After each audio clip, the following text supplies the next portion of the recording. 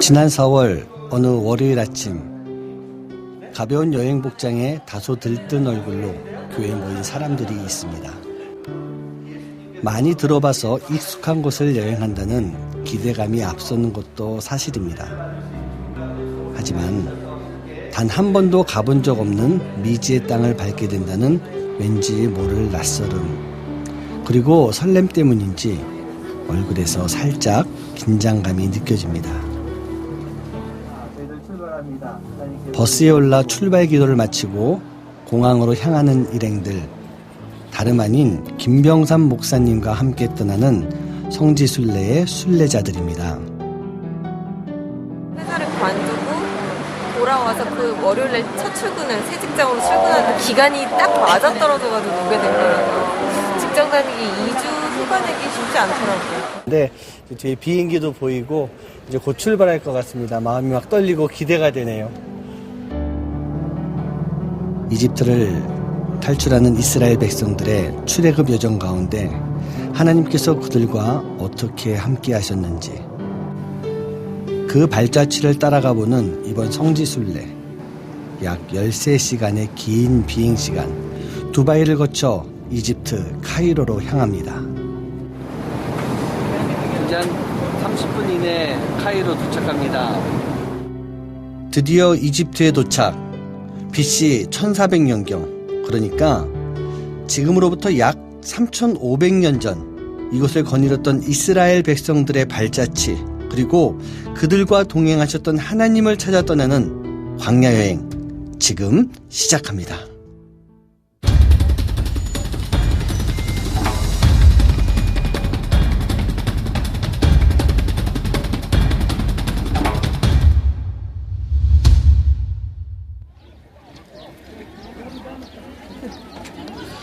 우리가 드디어 이집트 카이로에 도착했습니다.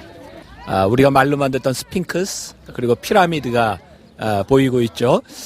이 이집트가 얼마나 이 강대한 나라였는지 4,500년 전 그들의 문화를 볼 수 있는 곳입니다. 이제 우리가 이스라엘 사람들이 머물렀던 곳으로 우리들이 이제 옮겨가게 될 텐데, 그 고센 땅에서 라암셋에서 그들이 겪었던 그 문화의 충격들, 또 그들이 거기서 출애굽할 때 얼마나 강대한 나라에서부터 그들이 나왔는지를 볼 수 있는 시간이 될 것 같습니다. 계속해서 우리 라암셋으로 또 고센 땅으로 옮겨가 보도록 하겠습니다. 엄청난 유적과 유물로 가득한 카이로를 떠나 우리는 이스라엘 민족들이 모여 살았다는 지역으로 이동하였습니다. 심심치 않게 보이는 푸른 목초들 때문인지 이곳은 사뭇 다른 느낌입니다. 여기가 람세스입니다. 그 비돔 국고성이 있었던 그 자리인데, 이곳에 지금 이제 흔적만 남아 있고 건물이랑 그런 건 다 없어진 상태, 유적들이 이렇게 쫙 놓여 있습니다. 이곳 유적지의 입구에서 한참을 걸어가서야 당시 이스라엘 백성들이 만든 흑벽돌의 흔적이 남아 있는 국고성을 만나볼 수 있었습니다.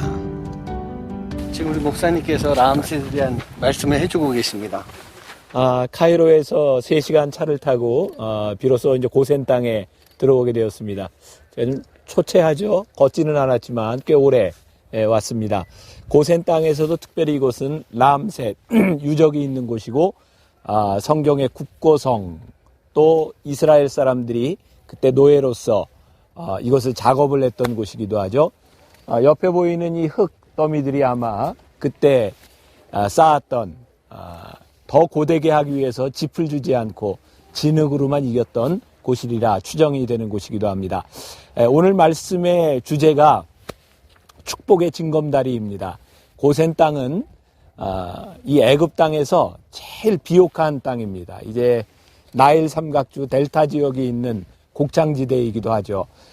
요셉으로 인해서 이스라엘 백성이 이곳에 머물렀지만 이곳은 영원히 머물 수 있는 곳이 아니었습니다.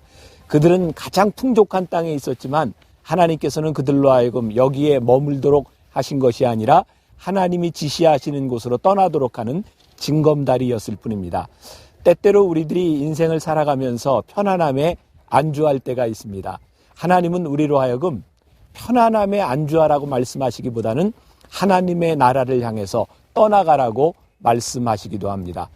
오늘 이곳에서 여호와 하나님의 밤, 기적의 밤이 시작되는 곳이기도 합니다. 이제 우리가 광야의 여정을 따라 출애굽 여정을 따라 갈 텐데 바로 이곳에서부터 출발한 출애굽 여정을 우리들이 보게 될 것입니다. 이 주변에 있는 이 라암셋 유적을 보면서 굉장히 거대한 그 당시에 어떻게 이런 신전과 이런 조각상들을 만들 수 있을까 생각될 정도로 굉장한 유적들이 펼쳐져 있는 곳이기도 합니다. 사랑하는 여러분, 우리는 이곳에서 머무는 사람들이 아니라 떠나는 사람들입니다. 묘하게도 지금 이제 모래바람이 싹 불고 있는데 떠나라는 것 같아요. 그렇죠? 네. 갑시다. 네. 비옥한 땅, 모든 것이 풍족하고 익숙한 이곳을 떠나야 하는 이스라엘 백성들. 하나님은 그들과 어떻게 함께 하셨을까? 앞으로의 여정이 사뭇 기대가 됩니다. 하나님과 함께 떠나는 광야 여행. 함께 떠나보실까요?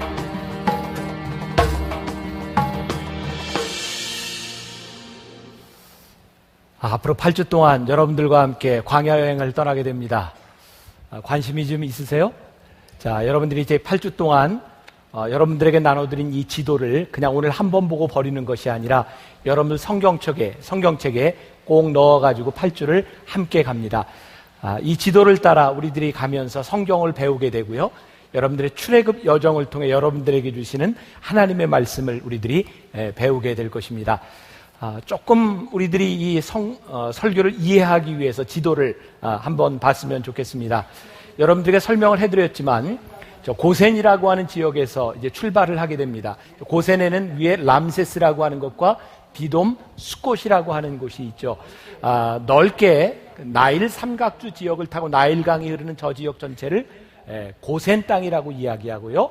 고센 땅 중에 람세스에서 모여서 이스라엘 백성이 출애굽합니다. 출애굽해서 저 홍해를 건너서 마라, 엘림, 르비딤, 시내산, 하세롯, 그리고 가데스바네아, 그리고 저 위에 느보산, 여리고, 우리들이 이 과정을 8주 동안 함께 지나가게 됩니다. 여러분들이 조금 관심이 있는 분이라면 출애굽기를 묵상하면서 가면 훨씬 더 도움이 될 거고요. 여러분들에게 출애굽이 어떤 의미가 있는지를 우리들이 함께 배워나가게 됩니다.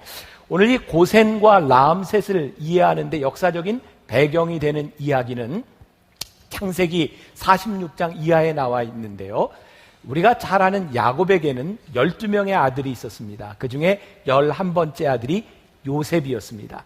야곱은 요셉을 특별히 사랑했고요. 그것 때문에 그 시기했던 형제들이 요셉을 애굽에 팔아넘기게 됩니다. 요셉은 그가 원치 않았던 인생을 살아가게 되죠. 노예로서, 그렇게 종으로서 애굽에서 살아갑니다. 그런데 요셉의 삶이 그렇게 망가진 것이 아니라 그 고난 가운데서도 요셉은 하나님과 함께 동행하며 그가 총리가 됩니다. 그리고 그가 총리가 되었을 때 그 애굽에는, 아니 근동지방 전체에는 7년 동안 풍년이 들고 7년 동안 흉년이 들면서 아마 그 피라미드의 역할 중에 하나가 어쩌면 그 곡식을 쌓아두는 곳이었을지도 모른다고 추정을 하기도 하죠. 그렇게 축복을 받았던 요셉 때문에 그 야곱의 형제들, 야곱의 아들들, 요셉의 형제들이 다 옮겨오게 됩니다. 그것이 바로 고센 땅이었습니다. 그리고 그 고센 땅에서 430년 동안 머물면서 이스라엘 백성은 70여 명이 왔지만 이제 60만이 넘는 거대한 민족을 이루게 됩니다. 이 하나님이 택하신 백성들, 그들이 고난을 당할 때, 그리고 원치 않는 삶을 살아가게 될 때, 그것은 고난으로 끝나지 않습니다. 요셉은 그의 삶의 고난 가운데서 고난을 잘 이기고 하나님과 동행하는 사람이 됩니다. 오늘 여러분들에게 이렇게 묻고 싶은 게 있습니다. 한번 생각해 보세요. 여러분들이 지금 서 있는 자리, 지금 이 자리를 이야기하는 것이 아니라 여러분들의 인생에 지금 살아가고 있는 그 순간은 여러분들이 원했던 자리인가요? 여러분들이 원치 않던 자리인가요? 우리의 삶이 늘 우리들이 원했던 자리에 있는 것은 아닙니다. 우리는 뜻밖의 일을 만나기도 하고 우리는 원치 않는 장소에 서 있을 때도 많이 있습니다. 근데 이 요셉의 삶을 통해서, 이 이스라엘의 역사를 통해서 하나님께서 우리들에게 깨닫게 하시는 것은, 우리들이 원치 않는 곳에서 우리들이 고난을 받을 때 그것이 우리 인생의 끝이 아니라 고난을 잘 이겨내고 고난 가운데서 하나님을 바라봤던 사람들을 하나님이 쓰신다고 하는 것을 우리들에게 보여주고 있어요. 지난주에 저는 말레이시아에서 그 아시아권에 있는 한인 목회자들과 함께 세미나를 하고 말씀을 전할 기회가 있었습니다. 저도 설교를 하고 다른 목사님의 설교를 듣는데 그런 얘기를 하시더라고요. 그 교인 중에 하나가 호주로 이민을 가게 됐대요. 근데 그 이민 간 곳이 한국 사람들이 그렇게 많지는 않은 곳이었나 봐요. 한인교회가 한 9개 정도 되는 곳인데 목사님에게 편지를 냈답니다. 이메일을 보냈대요. 목사님, 제가 어떤 교회를 선택해야 될까요? 그래서 목사님이 기준을 몇 가지 얘기해 줬대요. 아무 데나 선택하지 말고 교회 가서 예배 드려보고, 이렇게 뭐 신학은 건강한지, 목사님은 올바로 신학을 한 분인지 이런 것도 보고, 그리고 괜히 이민교회 갔다가 점심에 그 김치 먹다 김치 맛있다고 막 등록하거나 이러지 말라고. 보니까 김치 맛있다고 등록하는 사람들이 있는 것 같아요. 간혹 가다가. 그래서 그 교인이 얼마나 신중했는지 1년 동안 9교회를 쫙 돌아보고 1년 후에 목사님께 편지를 보냈대요. 목사님, 제가 꿈꾸던 좋은 교회를 만났습니다. 그리고 그 교회에 등록을 했대요. 1년쯤 지나고 다시 편지가 왔대요. 목사님, 제가 속았습니다. 제가 그 교회에 등록을 했는데 제가 생각했던 그런 교회가 아니더라고요. 그러면서 뭐가 마음에 안 드는지 이렇게 하나하나 조목조목 이렇게 쓰기 시작했대요. 목사님이 그 글을 보고 가만히 생각해 보니까 이 교인이 속았다고 이야기하는 것, 마음에 들지 않는다고 하는 것은 이분이 평생 신앙생활을 했던 그 교회와 새로운 교회가 다르다는 거였어요. 다른 곳에서 이분은 그것이 틀리다고 생각을 했고 속았다고 생각을 한 거죠. 그래서 목사님이 다시 편지를 냈대요. 속았다고 생각하지 말고 틀린 것과 다른 것을 구분할 줄 아는 사람이 되었으면 좋겠다고 그렇게 편지를 냈더니 지금까지 답장이 없대요. 어떻게 됐는지 모른대요. 근데 여러분들이 한번 생각해 보세요. 여러분들이 생각했던 그곳에 있지 않은 것 때문에 여러분들의 삶이 절대로 잘못되지 않습니다. 오늘 이 이스라엘의 역사를 통해서 이 애굽, 이 고센 땅을 바라보며 요셉과 야곱이 꿈꾸었던 그들의 계획이 이루어졌던 것이 아니라 그들이 예상치 못했던 곳에서 하나님의 역사를 경험했던 현장입니다. 우리들이 원치 않는 곳에서 고난이 있을 때 고난은 그 고난으로 끝나는 것이 아니라 그 고난 가운데 하나님의 역사를 보기 시작할 때 고난은 우리들에게 특별한 의미를 가져다 주기 시작합니다. 마태복음 5장에 보면 의를 위하여 핍박을 받는 자는 복이 있나니, 의를 위하여 핍박을 받는 자는 복이 있나니 라고 말씀하고 있어요. 우리들에게는요, 그냥 지나가는 고난만 있는 것이 아니라 우리들에게 의미 있는 고난들이 참 많이 있습니다. 오늘 이스라엘의 이 출애굽의 여정을 바라보며 우리들에게 주는 고난의 의미를 깨닫는 것도 굉장히 중요한 일일 거라는 생각이 듭니다. 자, 다시 역사로 돌아옵니다. 이스라엘 백성이 고센 땅에 살게 되었을 때 그들은 애굽 백성에게 굉장히 존중받는 사람들이었어요. 왜냐하면 그들은 요셉을 통해서 그 나라 전체가 구함을 받았잖아요. 그런데 언제부터인가 요셉을 알지 못하는 왕들이 나오기 시작하고 그 이스라엘 백성들이 점점 강대해지기 시작하면서 위협을 느끼기 시작합니다. 이제 이스라엘 백성은 존중받아야 될 사람들이 아니라 어떻게 해서든 이 나라에서 이 싹을 잘라야 될 그런 민족이 되어버린 거죠. 그래서 이제 강제로 노역을 시키기 시작합니다. 노예를 만들어 버렸습니다. 그 라암셋에 있는 국고성을 쌓는 그 일들을 이스라엘 사람들에게 시키기 시작합니다.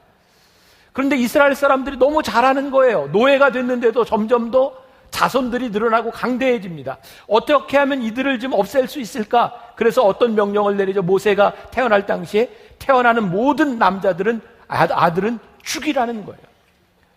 그러면 그 민족이 끝이 날 줄 알았어요. 그리고 일을 시키면서 일을 잘하는 이 민족에게 일을 잘하지 못하도록 벽돌을 찍어내는데 거기에 들어가는 지푸라기를 주지 않고 지푸라기가 없이 지능만 가지고 벽돌을 만들라는 거예요. 이제 점점 힘든 일들이 그들에게서부터 일어나기 시작합니다. 이스라엘 백성들은 이제 자존감을 잃어버리고 그들은 이제 노예로 전락해야 되는 순간이 온 겁니다. 제가 말씀을 준비하면서 생각났던 제가 어린 시절 초등학교를 다닐 때 학교에서 아이들이 이렇게 흔히 했던 욕이 있습니다. 욕. 혹시 이 뜻을 아는 분이 있는지 모르겠어요. 이 빠가야로. 혹시 아세요? 무슨 말인지? 어른들은 아시죠? 이 바보라는 말이죠. 저는 일제시대를 지나지 않았음에도 불구하고 저희 세대의 어린아이들이 학교에 있을 때 정말 많이 쓰던 말 중에 하나가 빠가야로라는 말입니다. 그 당시에 소위 조센진들에게 그들의 자존감을 깎아내리기 위해서 했던 욕 중에 하나가 빠가야로. 너희들은 바보 같은 놈들이야. 일본 사람들이 우리들에게 수없이 했던 말들입니다. 그리고 그것만은 되지 않죠. 우리 민족의 뿌리를 없애기 위해서 창씨 개명을 하고 그리고 우리말을 쓰지 못하도록 합니다. 근데 참 신기하죠. 그렇게 하면 이 민족이 없어져야 되는데, 자존감을 잃어야 되는데, 그 상황 가운데서 민족의 지도자들이 나오기 시작합니다. 우리의 선각자들이 나오기 시작합니다. 우리 조상들의 그런 의지, 우리들의 자존감이 깨어지지 않았다고 하는 것들을 오늘 우리는 이 민족을 바라보며 다시 한번 생각하게 되죠. 바로 이스라엘 백성에게 그런 일들이 동일하게 일어나고 있었어요. 이 벽돌도 하나 만들지 못하는 놈들, 이 빠가야로, 그렇게 만들고 싶었지만 그들은 그렇게 없어지지 아니하고 하나님께서 위대한 지도자를 세우셨어요. 그게 누굽니까? 모세였어요. 모세. 그래서 제가 말씀을 준비하면서 이렇게 하나 탁 썼는데 참 멋진 말이다. 빛나는 고난. 멋지다고 생각해 주세요. 빛나는 고난. 멋지잖아요? 그들에게 고난이 왔는데 고난으로 끝난 것이 아니라 그들의 고난을 하나님께서 빛나게 하셨어요. 그들의 자존감이 무너지지 아니하고 그 고센 땅에서 그 노예로 어려움을 당할 때 하나님께서 그들을 출애굽시키셔서 너희는 나의 백성이라 하나님께서 다시 한번 축복을 그들에게 확인시켜 주셨어요. 이스라엘 백성에게 그들의 위협을 느끼면 느낄수록, 고난이 심해지면 심해질수록 그들은 무너져 내린 것이 아니라 하나님께서 그들을 불러내셨어요. 하나님께 불림을 받은 택하신 백성들에게 특징이 몇 가지 있습니다. 그 첫째는 지금 누리고 있는 축복이 정말 축복인가를 생각해 봐야 된다는 거예요. 자, 고센 땅, 이스라엘 백성에게 얼마나 큰 축복의 땅입니까? 여러분들 그 에집트가요, 사하라 사막과 알렉산드리아 사막을 이렇게 통틀어서 에집트의 전 국토의 95%가 사막화되어 있습니다. 그런 나라에서 고센 땅을 애굽 사람들이 이스라엘에게 주었다고 하는 것은 굉장히 큰 축복이고요. 거기에서 큰 민족을 이룰 수 있었던 거예요. 그런데 그 축복이 아니라는 겁니다. 왠지 아세요? 하나님께서 이스라엘 백성을 고센 땅에 머무르게 하신 것은 그들로 하여금 민족을 이루어서 하나님의 백성을 만들고자 하셨던 것이지, 그들로 하여금 거기에 안주하도록 이방신의 땅에서 그들이 살아가도록 하나님이 그들을 만드신 것은 아니었어요. 그래서 하나님께서 이스라엘 민족에게 고난을 주세요. 그들이 노예로서 정말 어려운 일을 당하게 됩니다. 한번 상상해 보세요. 그들이 고센 땅에서 어려움을 당하지 않았더라면 그들이 그 땅을 떠났겠습니까? 하나님이 아무리 떠나라고 말씀하셔도, 내가 너희를 내 백성으로 삼아야 되겠다라고 말씀하셨어도 거기를 떠나지 않으려 했을 겁니다. 왜? 그곳을 축복의 장소라고 생각했기 때문이죠. 근데 우리가 깨닫는 것은 축복을 누리고 있는 것 같지만 하나님께서는 우리들에게 그것을 징검다리 삼아 떠나가라고 말씀하시는 거죠. 제가 오늘 말씀을 들고 새벽에 어머니 기도실에서 말씀을 묵상하고 기도하는데, 제가 여러분들에게 한 번도 이야기하지 않았던, 제가 이제 목사된 지 25년, 목회한 지 26년 되는 이 26년 시간 가운데 가장 수치스럽고 제가 기억하기 싫었던 일을 생각나게 하셨어요. 저는 그게 너무 제가 제 속으로 너무 부끄러워서 설교 시간에 한 번도 여러분들에게 이야기하지 않았던 것 같아요. 저는 제 목회를 이야기할 때 늘 영월에서부터 제가 전도사 시절을 지나고 군목을 마치고 유학을 갔다 와서 이렇게 목회하고 있는 목사였어요. 여기 앉아 계신 두 분 권사님이 제 눈에 보이는데, 저 두 분 권사님이 여러분들은 잘 모르실 거예요. 제가 첫 목회지를 나갔던 그때 그 교회의 교인이었습니다. 26년 전. 제가 그 당시에 대학원 공부를 하고 있었고요. 1년만 있으면 저는 군목으로 가야 되는 그런 상황에서 공부도 하고 제가 안수도 받을 수 있는 너무나 이렇게 편안한 자리가 났어요. 강동구에 있는 성내동의 한 교회였습니다. 그 교회에 목회를 하는 분이 여자분이었는데 목사님 될 감리교회 저희 교단의 목사가 될 자격이 없는 분이었기 때문에 그분이 실제로 목회를 하지만 제 이름으로 담임을 다 걸어놓고 있으면 제가 이제 1년만 있으면 자연스럽게 목사 안수를 받고 이렇게 목사가 될 수 있는 그런 편안한 곳이었어요. 근데 저로 하여금 거기에 가도록 해줬던 모든 행정적인 절차를 잘 만들어줬던 그 지역의 감리교에서는 감리사님이라 그래요. 그분이 어느 날 저에게 이런 이야기를 했어요. 거기 있는 목사님이 저희 교단에서 정식으로 안수를 받을 수 없는 분인데 어디선가 목사 안수를 받고 왔는데 저한테 책임을 지라는 거예요. 그걸 내가 어떻게 책임을 집니까? 행정적으로 이렇게 해놨지만 실제 담임도 제가 아닌데 제가 어떻게 책임을 집니까?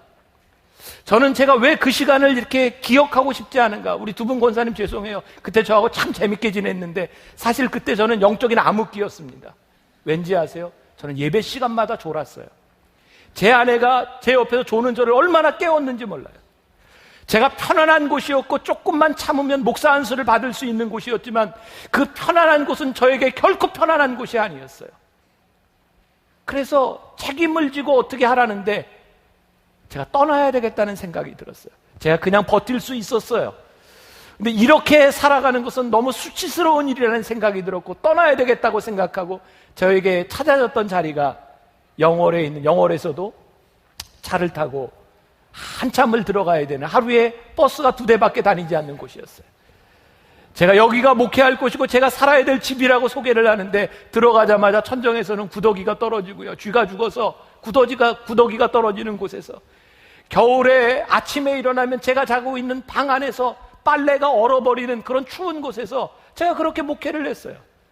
근데 지금 저에게 제일 감사한 게 뭔지 아세요? 그때 제가 제 보금자리를 흩으시고 저로 하여금 그곳에 가게 하신 하나님의 은혜가 저에게 얼마나 큰지 몰라요. 만일 저에게 문제가 없었더라면 저는 그렇게 편안하게 그냥 목사가 되는 과정을 아무도 모르게 그렇게 지나가서 서 있었을 거예요.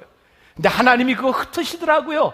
저로 하여금 떠나게 만드시더라고요. 그리고 제가 깨닫게 된 것이 있습니다.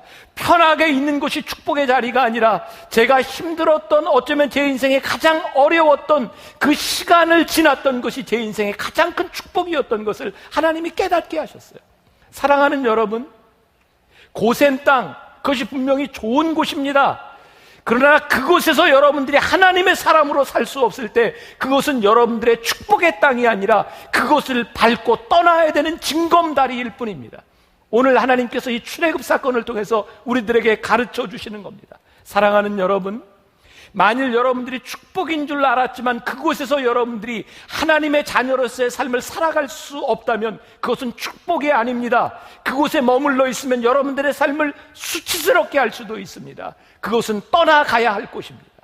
그래서 우리 하나님의 사람들에게 지금 우리들이 머물고 있는 것이 정말 축복의 자리인가를 우리들이 점검해 봐야 되고요. 출애굽기 2장 23절부터 24절까지 말씀 보니까 같이 한번 봉독해 볼까요? 한 목소리로 시작. 여러 해 후에 애굽 왕은 죽었고 이스라엘 자손은 고된 노동으로 말미암아 탄식하며 부르짖으니 그 고된 노동으로 말미암아 부르짖는 소리가 하나님께 상달된지라. 하나님이 그들의 고통 소리를 들으시고 하나님이 아브라함과 이삭과 야곱에게 세운 그의 언약을 기억하사. 하나님이 택하신 백성들에게는요, 고난의 자리에서 하나님이 우리의 부르짖음을 들으신다는 거예요. 그들이 430년 너무나 편한 시간을 지나가며 그들은 하나님을 잊고 있었습니다. 그들이 보금자리가 흩어지는 그 어려움 가운데서 고난 가운데 부르짖을 때 하나님이 그들의 소리를 들으셨다는 거예요. 여러분, 축복이 뭡니까? 하나님이 우리들의 부르짖음을 들으시는 것이 축복이에요. 여러분들의 소리를 들으시는 것이 축복이에요. 하나님께서 우리의 부르짖음을 들으셨고 하나님께서 언약을 기억하셨다. 사랑하는 여러분, 하나님께서 아브라함을 부르실 때에 아브라함에게 어떤 축복을 주셨는지 아세요? 내가 너로 하여금 복의 근원이 되게 하겠다. 근데 너무나 편안한 곳에서 그는 복의 근원이 되지 못했어요. 이제 깨닫게 됩니다. 하나님께서 그들을 부르셔서 고센 땅에서 출애굽시킴으로 다시 한번 너희들의 복의 근원이 되는 것이 무엇인지를 깨닫게 하시는 거예요. 말씀을 보면서 깨닫게 되는 것이 있습니다. 오늘 본문 38절 말씀해 보니까 나오나요? 38절. 그럼 성경을 보셔도 괜찮아요. 이런 말씀이 있습니다. 수많은 뭐와? 잡족과 양과 소와 힘이 많은 가축이 그들과 함께 하였으며, 여기 나오는 듣는 잡족은 굉장히 기분 나쁠지 모르지만 아무튼 잡족이 있었다는 거예요. 대부분이 이스라엘 히브리 민족이지만 거기에 전쟁에서 끌려온 다른 노예들이 있었고요. 이렇게 장사하면서 다니다가 객이 된 사람도 있었고요. 거기에 많은 잡족들이 있었다는 거예요. 근데 하나님께서 이스라엘 백성으로 하여금 고센 땅에서 출애굽시키실 때 이스라엘 백성만 출애굽시키신 것이 아니라 거기 있는 잡족들까지도 같이 출애굽시키십니다. 우리가 깨닫게 되는 게 있어요. 하나님께서 우리에게 복의 근원이 되게 하신다고 말씀하셨을 때는 우리에게만 해당되는 것이 아니라 우리와 합한, 우리와 같이 있는 모든 사람들에게 복의 근원이 될 수 있도록 우리를 부르셨다는 거예요. 근데 그냥은 복을 주시지 않습니다. 그들로 하여금 할례를 받고 유월절에 참회하게 만듭니다. 그리고 참회하는 모든 사람들이 함께 출애굽하게 됩니다. 제가 지금 이런 얘기를 하기가 조금 좀 민망하기는 한데요. 제가 일본어를 요즘 열심히 배우고 있습니다. 3주 됐습니다. 3주. 일본어를 열심히 배우는 이유가 제가 지난번에 동경 TD에 갔다가 거기에 우리 캔디데이트들 중에 일본 사람들이 여럿 있었어요. 일본을 생각하면 정말 정치적으로나 경제적으로나 문화적으로나 우리와 같이 할 수 없는 민족 아닙니까? 일본 참 우리들에게 힘든 민족입니다. 그런데요, 거기에 참석하는 그 일본 사람들을 바라보며 그들은 우리가 미워할 수 있는 민족이 아니라 단지 우리가 사랑해야 될 형제고 자매더라고요. 저에게 그런 마음을 주셨어요. 일본 나라가 아니라 하나님께서 부르시는 저 사람들을 보게 하는 그 마음을 주셨어요. 제가 오면서 일본에 있는 교회에서 그런 약속을 했습니다. 내년에 올 때 제가 완전하게는 못하지만 제가 일본어로 설교할 수 있도록, 제가 잘할 수는 없지만 영성훈련을 인도하면서 중요한 구절 하나라도 제가 통역을 세워서 하지만 제가 일본어로 여러분들과 나눌 수 있도록 일본어를 공부하고 오겠습니다. 그럼 약속을 덜컥 해버렸네. 그래서 지금 열심히 공부하고 있어요. 내년도에 가려고. 저에게 깨닫게 하시는 게 뭔지 아세요? 미워하는 그 민족이 아니라 하나님께서 품으시는 그 민족을 보게 하시는 것. 우리 크리스찬들에게 주시는 가장 큰 축복이 뭐라고 생각하세요? 하나님께서 여러분들에게 주시는 가장 큰 은혜가 뭐라고 생각하세요? 누구도 품을 수 없는 그 사람들을 바라보며 누구도 사랑할 수 없는 그 사람들이라고 이야기할 때 하나님의 마음을 가지고 사랑하고 품을 수 있는 우리로 하여금 선행의 기회를 주시는 것, 그것이 믿음을 가지고 살아가는 그리스도인들의 특권이 아니겠는가?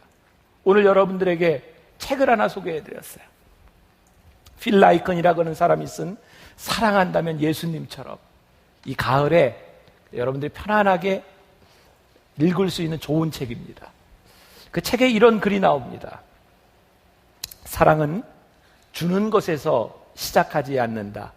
받는 것에서 시작한다. 우리는 우리가 받는 것만 줄 수 있다. 따라서 예수님을 믿어야만 우리도 예수님처럼 사랑할 수 있다. 하나님의 온유하심을 알아야만 사람들에게 하나님의 온유하심을 보여줄 수 있다. 물론 우리는 누군가의 구세주가 될 수 없고 그들의 죄를 씻어줄 수 없다. 불가능한 일이다. 그러나 우리가 할 수 있는 일이 있다. 그들에게 구세주에 대해 들려주는 것, 예수님과 그분의 사랑에 대해 들려주는 것이다.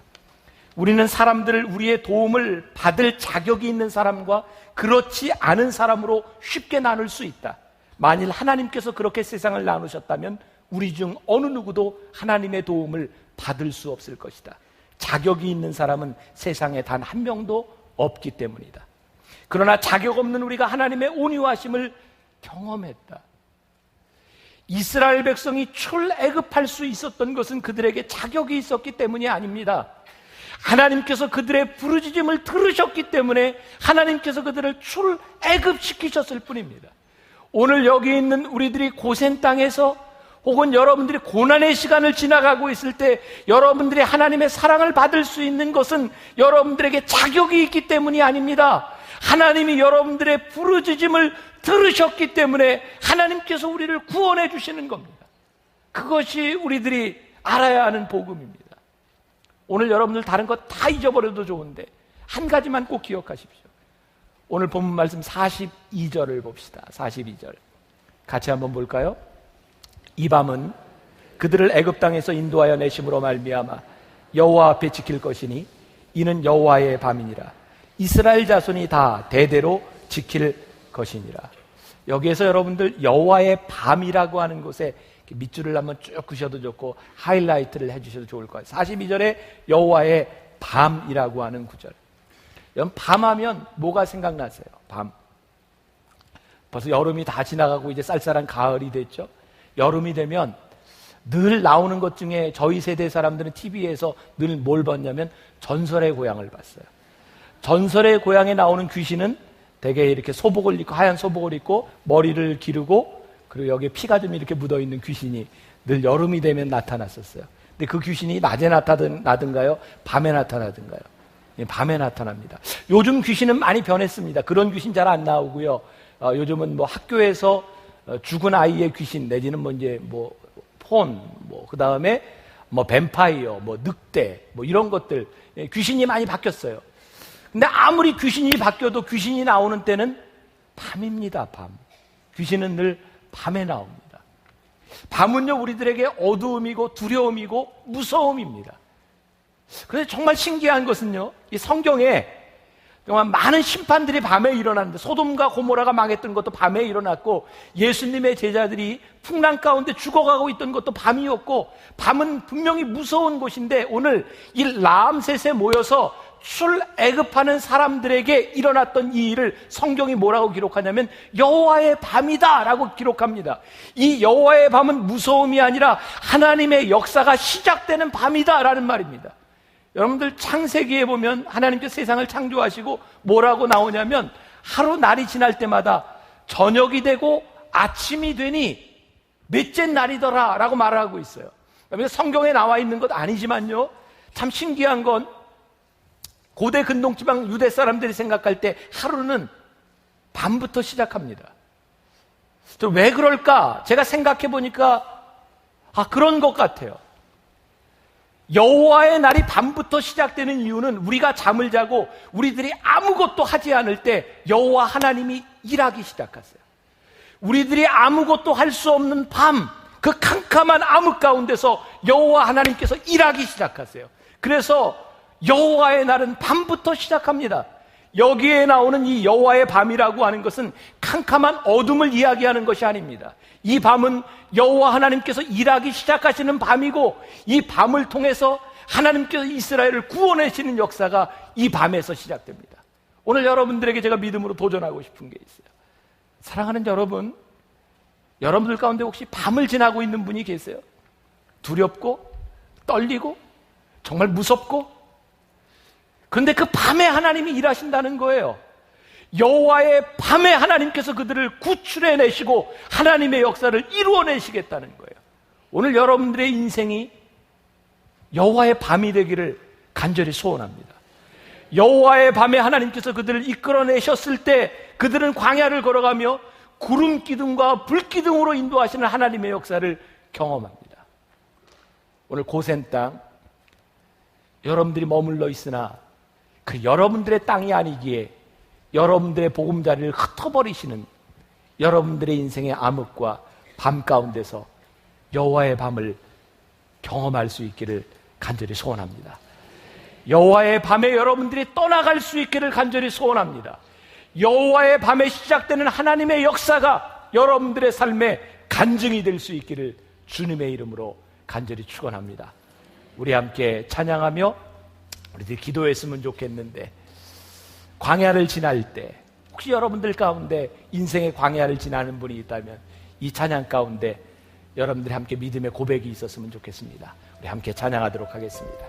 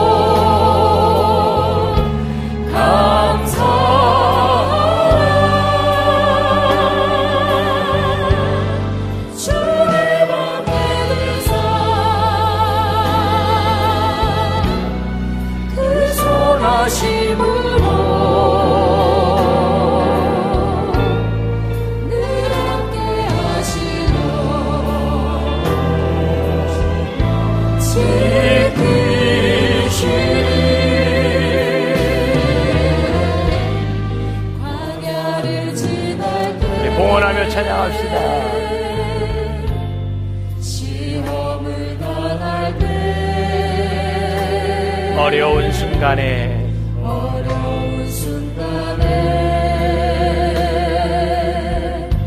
기뻐하라.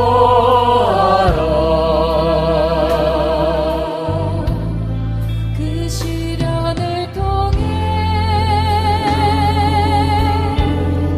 너를 달려나서 정금같이 되니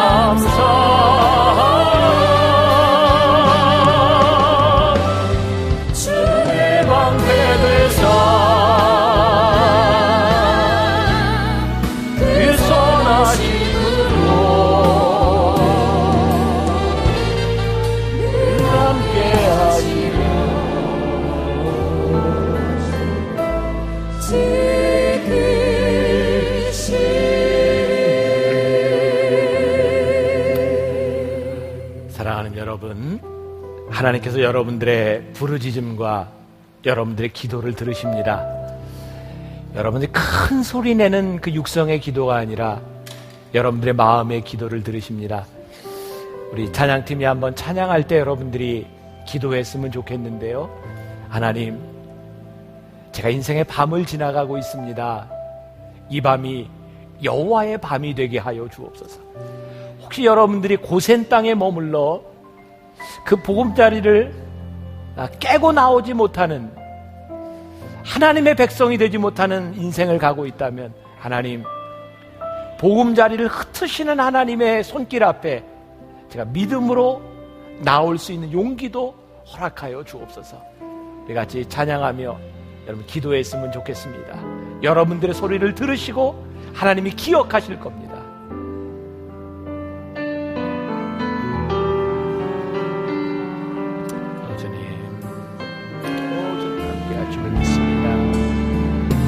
아버지 하나님, 우리 인생의 광야를 지날 때 우리와 함께 하시는 주님, 우리를 지켜주신 하나님을 우리 믿음으로 기대합니다. 오 주님, 아버지 하나님, 어떤 시험이 우리를 힘들게 하며 우리를 어렵게 합니까? 아버지 하나님, 우리 인생의 어려운 순간을 지날 때마다 주님을 기억하며 아버지 하나님을 바라봅니다.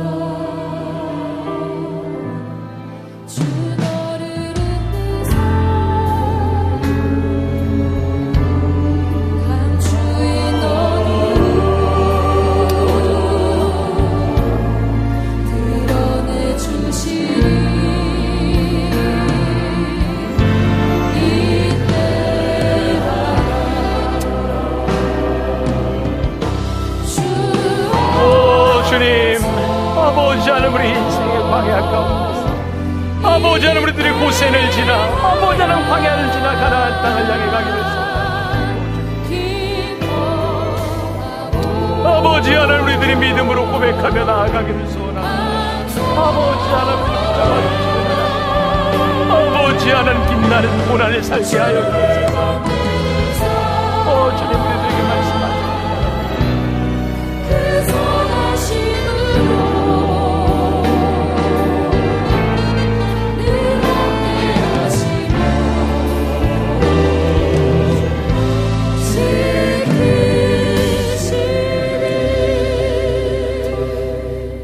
하나님 행여 우리들이 인생의 고센 땅을 지나가고 있습니까? 하나님 인생의 밤을 지나가고 있습니까? 오늘 믿음으로 기도하며 나가는 우리 성도들에게 여호와의 밤이 되게 하여 주옵소서. 하나님 빛나는 고난이 되게 하여 주옵소서. 믿음으로 발걸음을 띄워놓기를 원하며 하나님 우리들에게 약속하신 복의 근원이 되기를 소원하며 믿음으로 나아갑니다. 우리를 지키시고 붙잡아 주시고 우리 인생 한가운데서 승리할 수 있는 주의 백성들이 되게 하여 주옵소서. 오늘도 하나님 앞에 드린 귀한 예물과 우리의 헌신들을 기억하여 주옵시고 이 예물이 쓰여지는 곳마다 하나님의 역사가 일어나도록 축복하여 주옵소서. 지금은 우리 주 예수 그리스도의 은혜와 하나님 아버지의 무한하신 사랑과 성령의 인도하심이 인생의 광야 가운데 여호와의 밤을 경험하기를 소원하는 당신의 사랑하는 모든 백성들 위해 지금부터 영원까지 함께 하시기를 간절히 축원하옵나이다. 아멘.